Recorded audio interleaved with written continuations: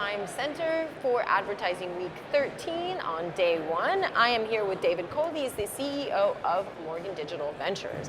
Good morning, David. Good morning. How have you enjoyed your first hour of Advertising Week? First intense hour of advertising. Really, week. already? Yeah, it just rolls right in. It does, kind of. It just kind of like hits you. Like you get here and it's like, but I was here yesterday, there was nothing, and all of a sudden this morning it's like this world, and it's very exciting. Yep. So let's jump right in, because I know one of the main things that we've already been talking about this morning, and just in the few interviews that I've already done, is this whole concept of multiple devices. That people now know everywhere you look, people are having their experience, their journey across multiple devices, and that's a big deal for marketers, and that's a big deal for this industry, and how to make sure that the experience is consistent, and the relevance and importance of that. So let's start with that. So no doubt, the average consumer today has around 3 devices at all times, and many have up to 6 devices, which to me seems outrageous, but true. Yeah.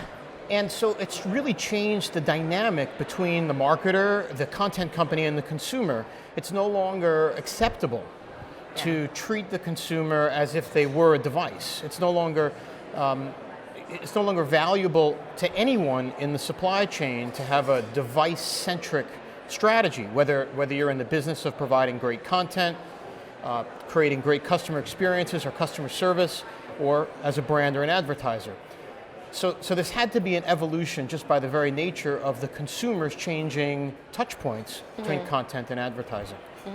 So I think that's really, it is such an important point. And then, so let's talk about that consumer experience, because I think that's the main thing. How do we need to readjust our thinking? Because even just last year when I was here, it seemed so much more segmented. Like we spent a lot of time last year talking specifically about mobile. Everyone mobile knows was it. Yeah, it was huge. And we really did. Of the 4 days, I think we spoke to maybe 30 or 40 people specifically about mobile. And it seems that what's interesting now is that already just in the hour that I've been here, everyone is talking about the importance of the idea, the concept of multiple devices and so on. So in that sense, how do we need to readjust our thinking to evaluate the effectiveness of advertising and the consumer experience that goes with that? That's a fair question. I agree with you. Last year, and even the year before, we were talking about the year of mobile. And it's no longer the year of mobile, it's the year of identity, it's the year of the person. And it should be the year of the person, and forevermore it should be the year of the person. And so for a long time, we were optimizing content and optimizing the brand interaction with the consumer on a device. A decade ago, it was digital. It was the year of digital, right? And we had to optimize the content experience for interactive, and then we became the year of mobile. Well, in the year of identity, or in the future of identity-based marketing and media, what we need to do is adapt the experience so that the consumer is truly at the center, and the consumer feels this seamlessness, and not in a creepy fashion either. Right. That was nice a big deal we balance. talked about last year as well, which is the walking the fine line of not being very intrusive, but still having that identity-based, What's a really good identity-based marketing and media program for the consumer is one that finds that balance and is actually able to learn that balance because of the data that the ecosystem collects as the consumer moves through that journey across each of the touch points. So we can almost learn, if we do this well, this consumer is particularly interested in whatever the brand is or whatever the message is, and engages in this way with that brand or that message, but doesn't engage in that way with this other brand and message. Right. And we can adapt. That's quite specific. We adapt. So let's talk a little bit about the effect of the B2B, is our big thing this year. We talk about the value of that. But let's talk about that relationship, the connection between the concept of B2B marketing and identity-based advertising.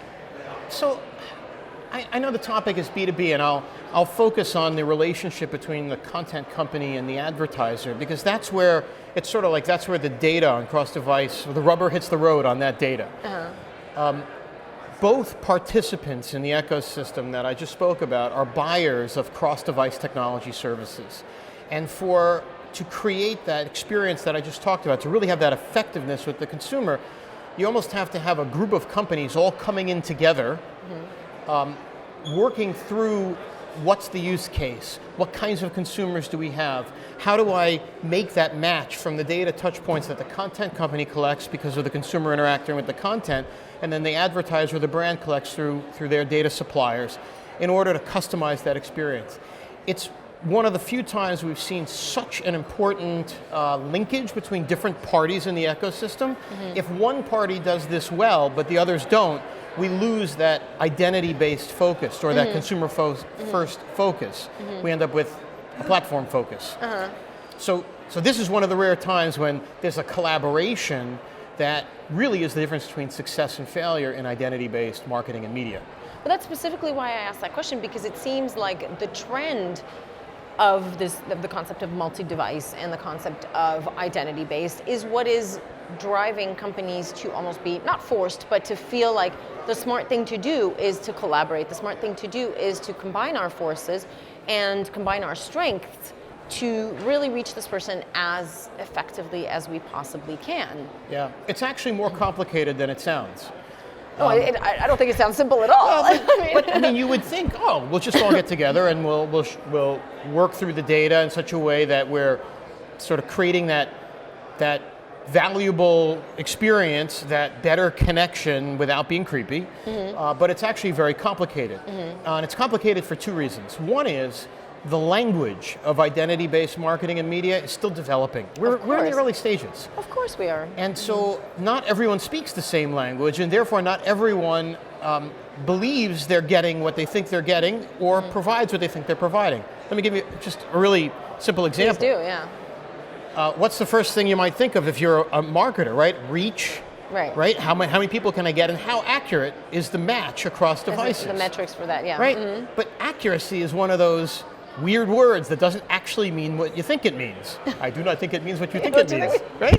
I love that. So, yeah. But accuracy, just not to get really wonky on you, but it actually means how well do I match correctly, and how well do I exclude matches that are incorrect? And so imagine if I said, hey, I have 20 people on my list, how accurate is your match? And as a vendor, I have 1 million people in my database, and I only match like 10 of your 20, but I accurately exclude the other 1,999. Well, my accuracy rate is like near 100%. Right. But and I'm sitting here going, I only matched really 50%. Exactly. Yeah. So I'm not going to get into all the details, but the point here is that we don't all speak the same language, and it's critically important that we do. And then just to cap that off, not only do we have to speak the same language, we all actually have to ask the right questions and ask them with a level of clarity and specificity so that when the answers come in from the vendors and the other parts of the ecosystem that all has to collaborate, we all answer completely. And without that, all this really great stuff that happens if we do this well falls apart. Yeah, and it's probably misfiring. Yeah, I mean, I was going to ask you, like, if this is such a big deal now, why isn't everyone using it? You know, it seems kind of logical. Well, okay, we get it. You know, let's all do it. But that makes a ton of sense, and I think that you know, the natural follow-up question to me is, how do we work towards that quickly before something else comes along? You know, and this becomes antiquated as well, like everything else we're talking about. Like, how do we work on making sure that there are some consistent foundations or consistent factors so that everything from there is progress or is success? Yep. So allow me some shameless promotion for one of the speakers here. So this afternoon's program with the DMA. Okay. DMA is a trade association that represents and you guys are working with them. The ecosystem, right? So my company, Morgan Digital, we have the pleasure of leading an initiative. We call it the Cross-Device Structured Innovation Program. And so, Maha, you brought up the idea of a foundation. And that's what the philosophy was. DMA said, we have in our membership, we have technology companies that provide this, we have marketers that need it, we have agencies that are buying it, we have publishers that are delivering it, and of course we represent the consumer. Right. And so how do we create this foundation that it's almost the right launching pad for those that want to participate to go down the right path, to collaborate well together? And it was in this foundation that DMA says if we could speak the same language and ask the right questions, that would lay that really strong foundation. And so that's what DMA did, and we've been leading this program, and The secret reveal will come at 3:30 today, right here in the Times Center. 3:30 p.m. as right the here tools at Times that Center. DMA is going to be launching into the marketplace to make that relationship between the consumer, the marketer, the agency, the publisher, and all the touch points work better. Well, thank you very much for that, and I think that is definitely something to follow, and I think we will probably be talking about it in our wrap-up this afternoon because Excellent. it seems like it's a very important point. Thank you, David, and enjoy the rest of your day, and enjoy the rest of advertising week. Thank you. Terrific working with you. Thank you.